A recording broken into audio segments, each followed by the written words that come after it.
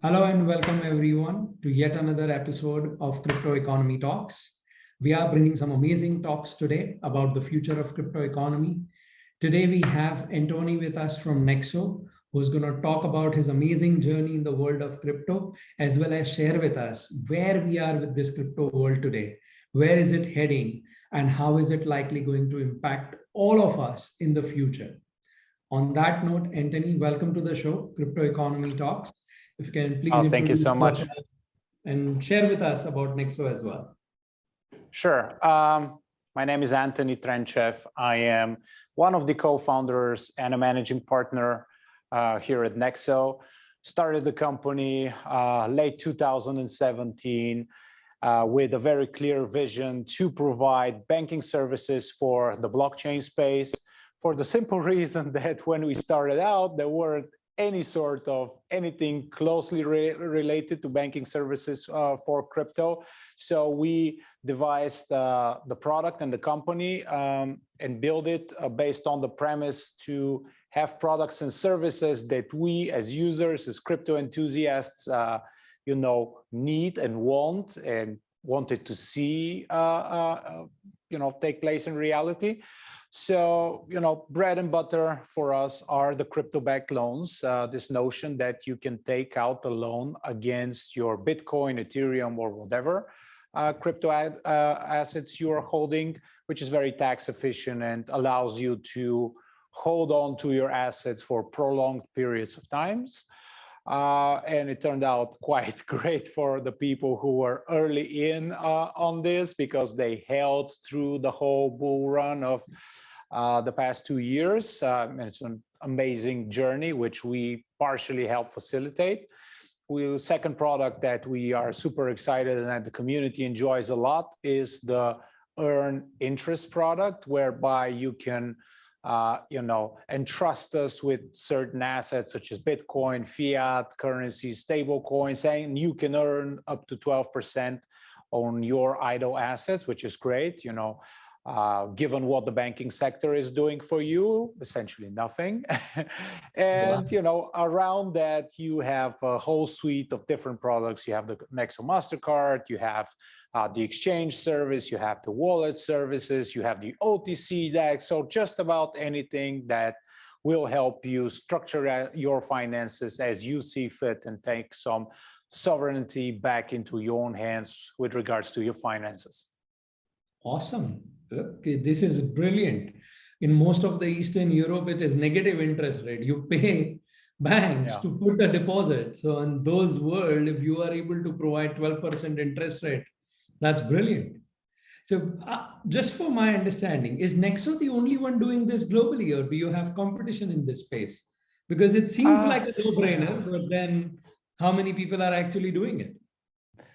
Well, the devil's always in the details. When we started out, there were a few copycats, a few companies trying to do the same thing. But, our team, we have been in online credit facilitation since 2007. So once we finished our token sale in early 2018, we delivered the platform a month afterwards. You and I, we talked backstage about, crypto having all this hype, and there are a lot of euphoria and a lot of speculation, but not that many projects have actual follow through. So we were a nice change. Obviously now more projects picking up and providing useful services, but that hasn't always been the norm.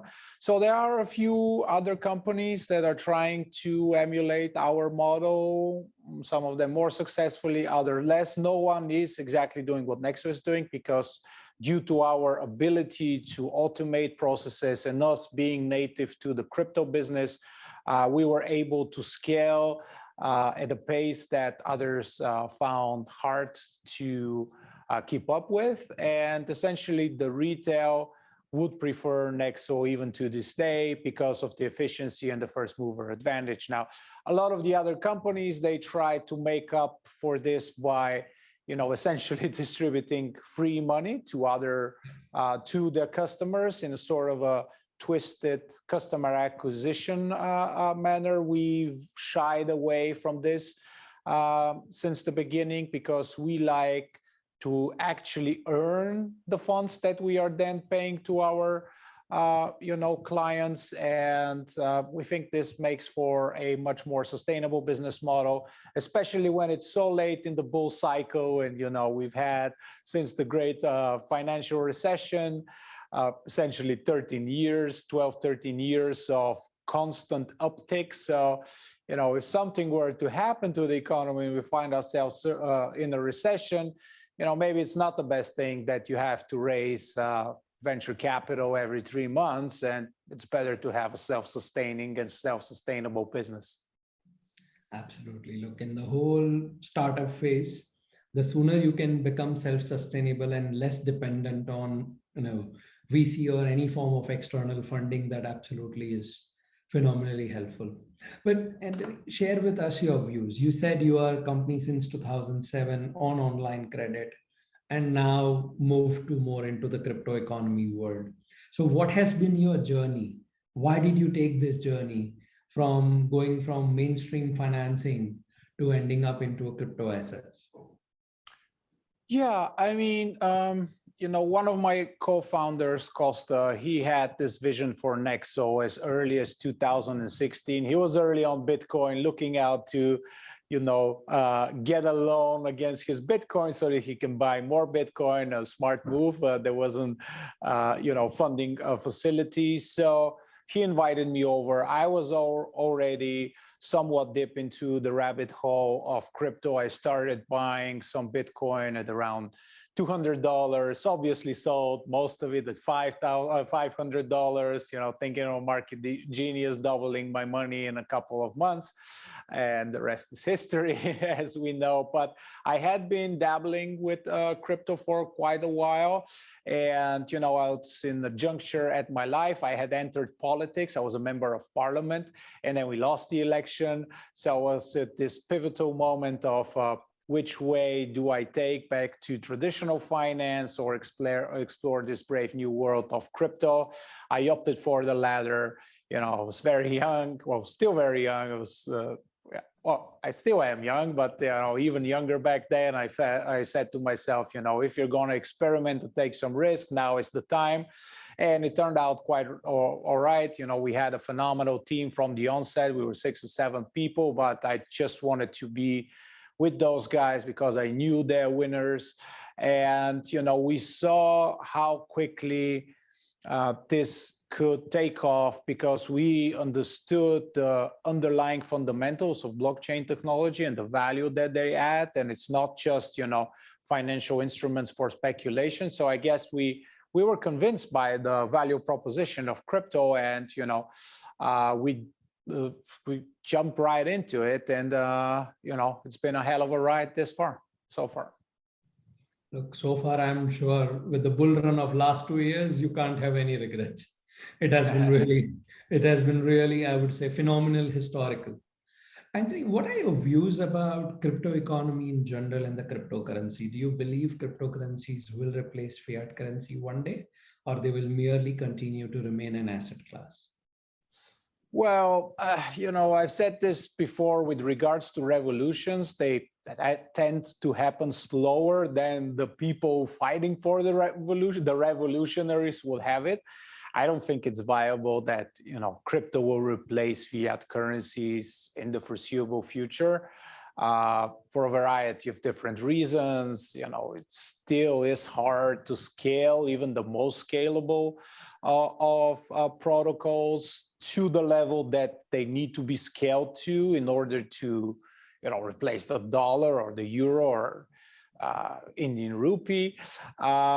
And this will not be without challenges. And also there's going to be some political pushback. Inevitably, the incumbent players, the legacy infrastructure, they will just not sit aside while, this new generation of crypto enthusiasts takes over the world and put up no fight. There's definitely, some challenges for central banks and politicians to give up on one of their most powerful tools, the ability to control the money supply, to keep on printing money, to if you will, sanction other countries that are not playing ball with your geopolitical views and values. So I think there is a concentration of different reasons why it will not be so quick that crypto replaces all of it, inherent to the blockchain space, and then exterior objective factors that you have to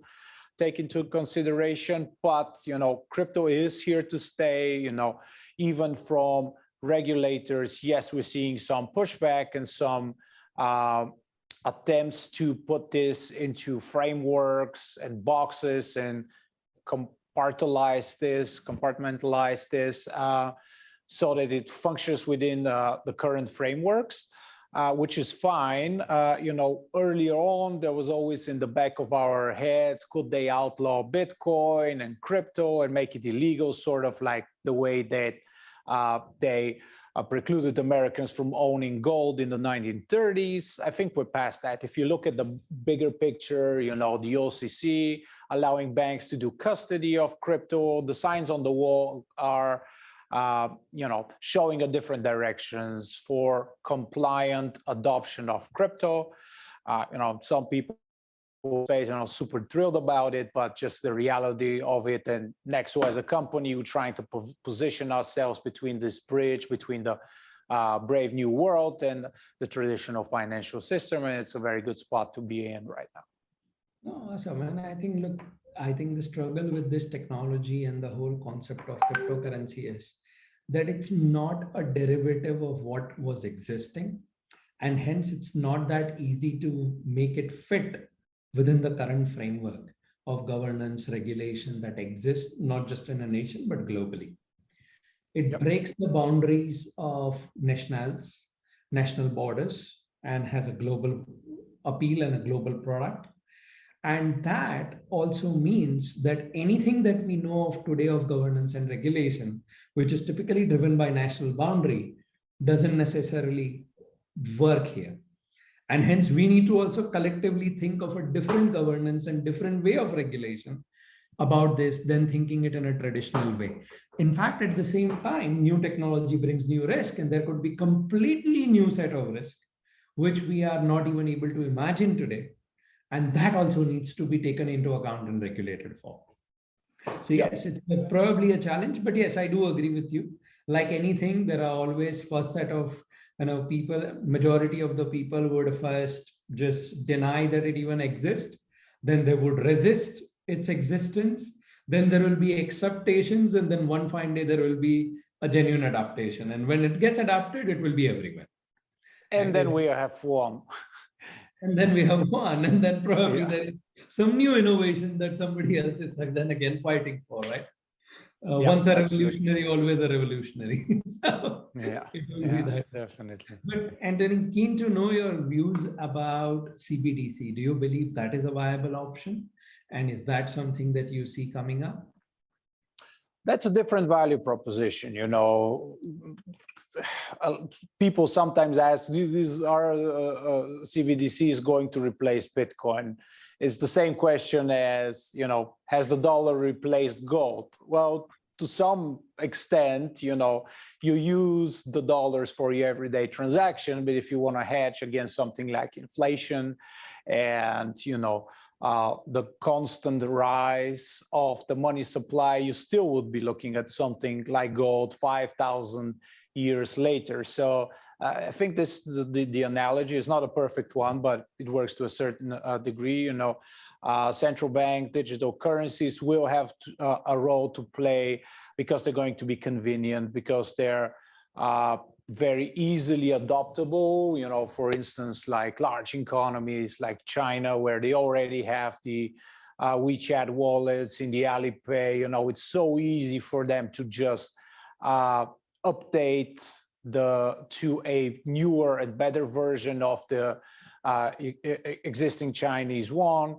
And I see this happening fairly quickly. At the same time, this is not to take out the merits of something like Bitcoin, which is a finite supply, which is censorship resistant. If you are living somewhere in Europe, are you going to use the Chinese digital currency? Probably not. And you're not going to be tying up huge value in it, knowing that there are actors out there and it's in the protocol, in the software, and they can reverse transactions, they can lock up your funds. You just will not be super excited about the level of trust that you will have to have towards the Chinese Communist Party or the Federal Reserve, for that matter, whoever that might be. If you're the type of person who wants to maintain their sovereignty and their freedom, other assets within crypto will remain enticing to you.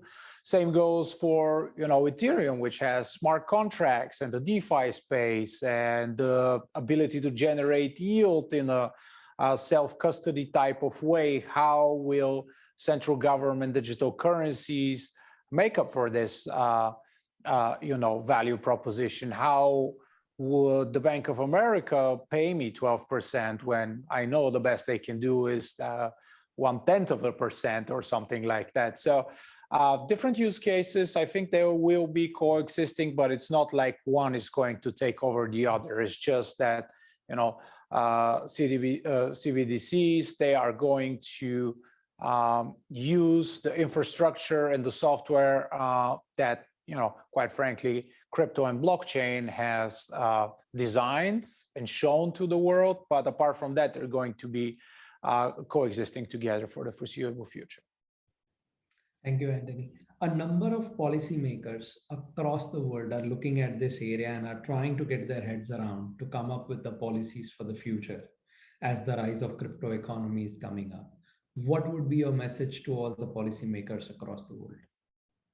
Let's get into dialogue and figure this out. Yes, we know that this is a $2-3 trillion industry by now, and it's unrealistic for anyone from the industry to expect, for regulators and politicians to ignore that.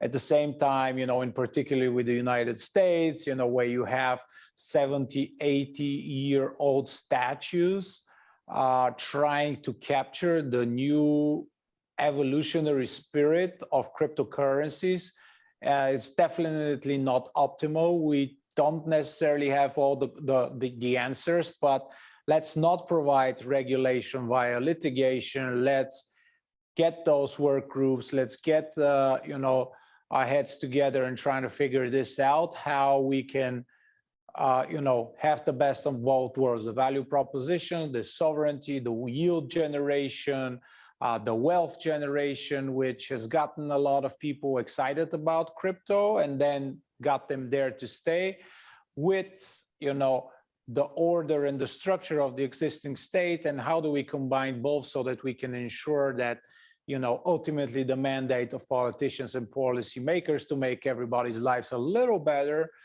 come to a fruition. That will be that will be something that I would be saying to them, and I have been saying to them. We work in 200 jurisdictions. We've had a number of different conversations with different regulators throughout the world, and this is always the underlying message. Let's regulate this, but in a business-friendly manner, so we can do what our mandate as a company is, and this is making our clients money. Awesome. Antoni, thank you so much for joining us on this show today. It was brilliant. Thank you for having me. Very insightful. And you definitely are doing an important value addition to the crypto economy. And I genuinely wish you all the best and all the luck as the rise of crypto economy continues. Wishing you the best of the success. Thank you so much. Thank you so much for having me on. It was a pleasure, and we can do this sometime again. Absolutely.